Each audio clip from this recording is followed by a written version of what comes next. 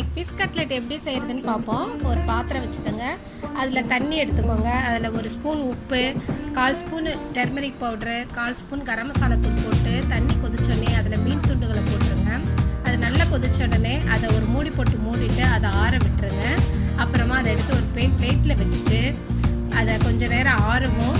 அது only centre பகுதியை மட்டும் நம்ம பிச்சு எடுக்கணும், எடுத்துட்டு வைக்கணும். ஏன்னா சைடு பகுதியை நம்ம தொட்டோம்னா அதில் இருக்கிற சின்ன சின்ன முள்ளெல்லாம் இதில் கலந்துரும். அப்புறம் நம்ம சாப்பிட்றப்ப ரொம்ப முள்ளாக இருக்கிற மாதிரி ஃபீல் ஆகும். அதனால் சென்டர் பகுதியை மட்டும் நீங்கள் என்ன செய்யுங்க, எடுத்து தனியாக வச்சுருங்க. இப்படியே எல்லா மீன்களையும் பிரித்து நம்ம தனித்தனியாக வச்சுட்டு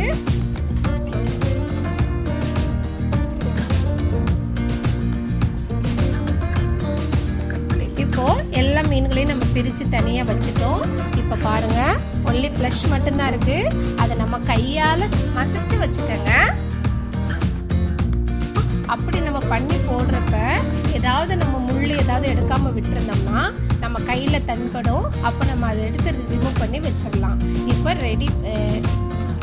நம்ம ஃபிஷ்ஷு ரெடி பண்ணி வச்சுட்டோம். இப்போ அதுக்கு உண்டான மசாலாவை ரெடி பண்ணுவோம். ஒரு பாத்திரம் வச்சுட்டு அதில் எண்ணெய் ஒரு 2 ஸ்பூன் விட்டுருங்க. அதில் நறுக்கின வெங்காயத்தை போட்டு நல்லா வதக்கிடுங்க.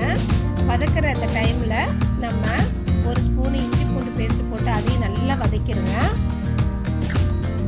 வதக்கிட்டு இப்போ நம்ம அந்த மீன் தூள்களை எடுத்து நம்ம அதில் போட்டு சேர்த்து நல்லா மிக்ஸ் பண்ணிடுங்க. அந்த கொஞ்சம் கவுச்சி வாடை போகிற வரைக்கும் நல்லா நம்ம என்ன செய்யணும், அதில் நல்லா மிக்ஸ் பண்ணி வச்சுட்டு அதுக்கப்புறமா வேக வச்சு பொட்டேட்டோவை மேஷ் பண்ணுறத நம்ம அதோடு மிக்ஸ் பண்ணி சேர்த்துடலாம்.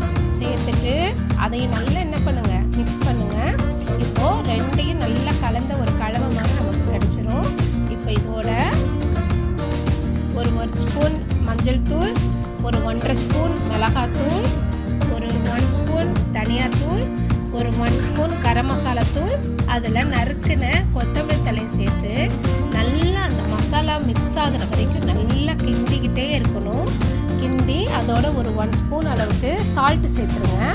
இப்போது நமக்கு கட்லெட்டுடைய ஆயிடுச்சு. அதில் கொஞ்சம் தண்ணியை நம்ம மிக்ஸ் பண்ணிவிட்டு தெளித்து விடுங்க. தெளித்து விட்டுட்டு நல்லா மிக்ஸ் பண்ணிவிட்டு ஒரு மூடி போட்டு அது கொஞ்சம் நேரம் அப்படியே சிம்மில் வச்சுருங்க.